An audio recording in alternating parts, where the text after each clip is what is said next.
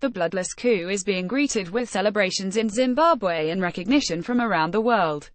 But beware of empty revolutions that produce no democracy. What is happening in Zimbabwe is not a revolution. Revolutions are led by people with vision. Rather, it is an outcome of a power struggle gone awry within Zimbabwe's ruling party, after a leadership bid by the wife of the ailing President Robert Mugabe prompted a sacked vice president to launch a countermove with the support of the army. Here is another African political upheaval that overthrows one dictator to bring in another. Hopes of a democratic order may soon wither away, just as the Arab Spring in Egypt. Don't get deceived by the militaries. Smile. In Egypt, too, the soldiers smiled, but soon they became the villains of the revolution and leaders of the counterrevolution. In Zimbabwe, if Mugabe was the oppressor, the army, which was founded on the independence struggle that Mugabe led, was his instrument. It was the fear of the army that prevented the people from taking to the streets after Mugabe robbed the election victory of the then Prime Minister Morgan Tsvangirai in 2013. Today, the sacked Vice President, Emmerson Mnangagwa, will take over as the interim president. But he is not a Nelson Mandela, far from it. A spymaster and loyal henchman of Mugabe, who resigned on Tuesday after ruling the country for 37 years, 70-year-old Mnangagwa has been associated with the Mugabe-era human rights excesses. Human rights activists say it is unlikely that Mugabe could be hauled before the law, because Mnangagwa and the army are equally responsible for the crimes. Dewa Mavinga, the director of the African Division of Human Rights Watch, says, now that the military has been at the forefront of deposing one of its own, we should be mindful that Mnangagwa, the military leadership and Mugabe are cut from the same cloth. These are comrades and allies who have just turned against each other, but whose system remains and continues. Perhaps, the only difference could be that Mnangagwa, who is named in a UN investigation for the illicit exploitation of mineral resources in Congo, is identified as an advocate of liberal economic reforms. Apart from an expression of anti-incumbency feeling, the wild celebrations highlight Zimbabweans' hope for prosperity, which Mugabe failed to deliver. Nicknamed the crocodile because of his political shrewdness, Mnangagwa, in his speech on Wednesday, upon his return to Zimbabwe from a brief exile in South Africa, said, "We want to grow our economy, we want peace, we want jobs, jobs, jobs."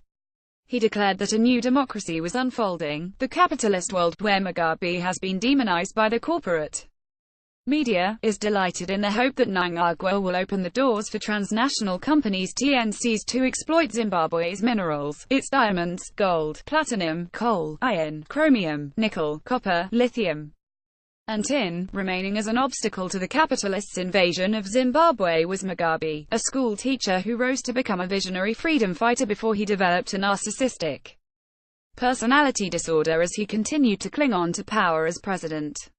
Mugabe felt that his socio-economic reforms program would suffer if he were to step down. He feared that those who wanted to oust him would hand the country back to neocolonial forces. In Zimbabwe, the whites owned 70% of the arable land. Mugabe's social reforms included taking over the white-owned lands and redistributing them among the landless natives. This does not mean Mugabe is an African messiah. He would not mind being called a Hitler by the West. I am still the Hitler of the time. This Hitler has only one objective: justice for his people, sovereignty for his people, recognition of the independence of his people, and their rights over their resources. If that is Hitler, then let me be Hitler tenfold. 10 times. That is what we stand for. Sadly, his vision became embroiled in his desire to remain in power, and of late by his nepotistic bid, perhaps linked to a senile confusion to let his manipulative wife to take over the leadership. A meme by a Zimbabwean wag aptly proclaimed, "Leadership is not sexually transmitted." However, Mugabe is widely respected in Africa, now under house arrest along with wife Grace. He had been an icon in the 1960s and the 1970s. How many of us do remember white supremacist Ian Smith, from whom Mugabe, a committed Marxist, salvaged his country? Zimbabwe was an uncontaminated land with a civilization dating back to many millennia. Southern Africa's peace was disturbed in 1889 by the arrival of the white colonialists led by Cecil Rhodes of the British South Africa Company. Parts of southern Africa were named Rhodesia after this native-killing, land-grabbing, resource robber. In 1923, Rhodesia became a self-governing British colony. In 1963, the Northern parts of Rhodesia comprising the present-day Zambia and Malawi broke away. This led to the white racists in southern Rhodesia, Zimbabwe hardening their rule.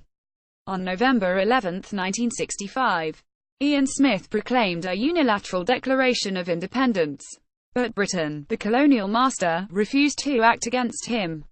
It was during this period that the Zimbabwe African National Union ZANU, led by Mugabe, and the Zimbabwe African People's Union ZAPU, led by Joshua Nkomo, operating from bases in Mozambique and Zambia, led their war of independence.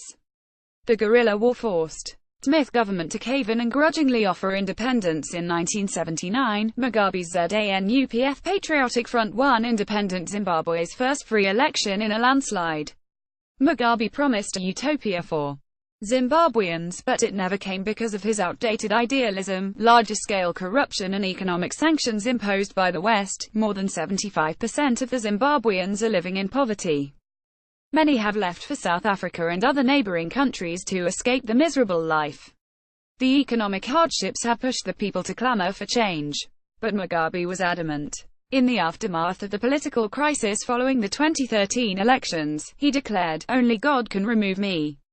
Unlike the West, China had been a staunch supporter of Mugabe since his revolutionary days. Apart from growing economic ties, the leaders of the two countries were also ideologically close. So much so, during a visit to Beijing in 1980s, Mugabe publicly chided Deng Xiaoping for undermining Mao Zedong's policies, but of late, China has found that Mugabe had become a difficult customer. Beijing was not happy with Mugabe's indigenization law, which required all foreign companies to be controlled by Zimbabweans. China has welcomed the power transition to Mnangagwa, who had his guerrilla training in China. It is also significant that the Zimbabwe's bloodless coup came days after Army Chief Constantino Chiwenga returned from a visit to China.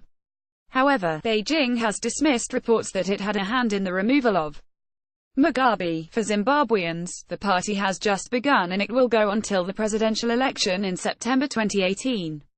But to prevent abuse of power, they should demand more checks and balances in the constitution.